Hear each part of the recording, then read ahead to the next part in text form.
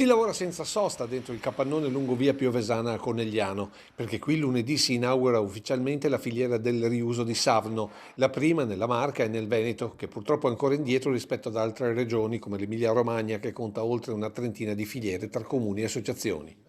Savno in realtà la sperimentazione la sta portando avanti da circa un anno in collaborazione con le scuole e associazioni. Il Savno si mette nel mezzo, recupera il materiale assieme a tante associazioni, tipo l'associazione Il Pesco, tipo l'Istituto Don Bosco, tipo l'Istituto Pittoni, dove i ragazzi svolgeranno questa attività sociale sia durante la scuola sia nel doposcuola, aiuteranno Savno a recuperare il materiale. Tutto questo materiale verrà catalogato, verrà stoccato presso il magazzino Savno e tutta la gente potrà attingere a questo tipo di materiale per riusarlo e dargli una seconda vita e soprattutto per non portarlo alla distruzione. E questi sono solo alcuni esempi di riuso, dalle sedie ricoperte con giornali e vernice trasparente alle borse fashion realizzate con teloni pubblicitari e cinghie per camion scadute, fino ad arrivare a vasi modellati con i battistrada dei copertoni e alle borsette e portafogli con l'interno ricavato dai pacchetti di caffè.